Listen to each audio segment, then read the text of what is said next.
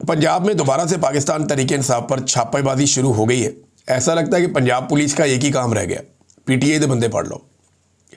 वो पीटीआई के ऊपर छापों पे छापे और कोई काम ही नहीं करते। जिसने भी अपनी कारकर्दगी साबित करनी होती है वो पाकिस्तान तहरीक इंसाफ पे चढ़ जाता है। मुझे ऐसा लगता है कि पाकिस्तान के जितने भी इदारे हैं वहाँ पे अब कारकर्दगी दिखाने का जो वाहिद जरिया है वो ये है कि आपने पाकिस्तान तहरीक इंसाफ या इमरान खान के खिलाफ कितना किया और क्या किया।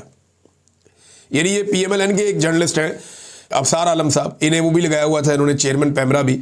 ये कहते हैं जी कि मेजर जनरल फैसल नसीर को अगला DG ISI लगाया जा सकता है, इसीलिए उन्हें साथ लीबिया ले जाया गया।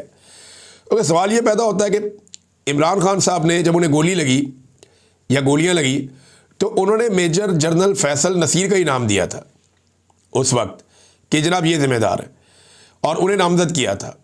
और उनके ऊपर सियासत में मुदाखलत के इल्ज़ामात भी इमरान खान साहब ने लगाए। और पाकिस्तान तहरीक इंसाफ ये मानती है कि मेजर जनरल फैसल नसीर पूरी तरह से सियासत के अंदर इन्वॉल्व है, DGC हैं वो।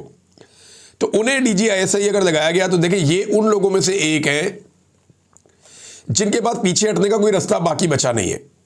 यानी ये लोग उस लेवल तक पहुंच गए हैं। कुछ लोग एक लेवल तक आ जाते हैं ना, देखिए आसिम मुनीर साहब और इमरान खान के बारे में लोग कहते हैं कि ये दो तलवारें एक नियाम में नहीं रह सकती।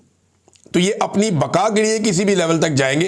इसी तरह फैसल नसीर साहब हैं, कुछ और लोग हैं, ये लोग नहीं पीछे हट सकते। अब बात यह है कि ये जिस नहज तक पहुंच गए हैं या जहां तक ये मामलात को लेकर चले गए हैं वहां से पीछे हटा नहीं जा सकता।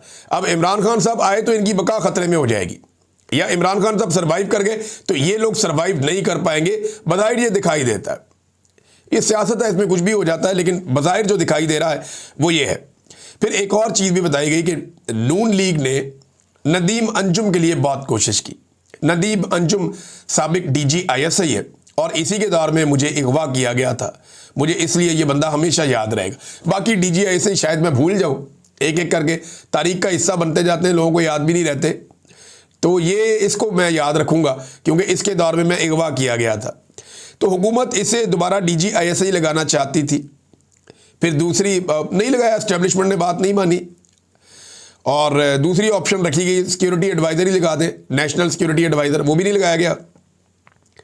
फिर तीसरी ऑप्शन जनाब अमेरिका में इसको सफ़ीर लगा दें, वो भी नहीं लगाया गया। लेकिन दिल छोटा करने की ज़रूरत नहीं है, नदीम अंजुम को कोई ना कोई ओहदा मिल जाएगा। उसकी एक वजह है, कोई भी जर्नैल जो है वो ज़्यादा अरसे तक बेरोज़गार नहीं रह सकता। जब उसने खिदमात सर अंजाम दी हो तो उसे कोई ना कोई नौकरी मिल जाती। नॉर्मली हम देख रहे हैं कि बहुत सारे जर्नैलों को नौकरियां आजकल मिल रही हैं, तो इन्हें भी नौकरी मिल जाएगी। कौमी कॉन्फ्रेंस के अंदर नाज़रीन बड़ी ज़बरदस्त तकारीर हुई हैं, बड़े ज़बरदस्त तरीके से मोमेंटम बनाने की कोशिश की गई है। और ये मोमेंटम क्या है ज़रा ये आप सुन लीजिए। सुहेल अफरीदी साहब ने बड़ी इंपॉर्टेंट बातें की है, रबिया बाजवा साहिबा ने बड़ी इंपॉर्टेंट बातें की है, कुछ जर्नलिस्ट हैं उन्होंने बड़ी अच्छी वहाँ बातें की है, कुछ वकला ने बातें की है और कुछ सियासतदानों ने भी। महमूद अचकज़ई साहब ने बड़ी समझदारी वाली बात की और ये बात मुझे नहीं लगता कि अभी हुक्मरानों को समझ आएगी। वो ताकत के नशे में डोनाल्ड ट्रंप के आशीर्वाद के साथ और इसराइल की खुशनुदी हासिल कर रहे हैं, तो वो उनको भी ये बात समझ नहीं आएगी। लेकिन पाकिस्तानियों को ये बात ज़रूर समझ आनी चाहिए।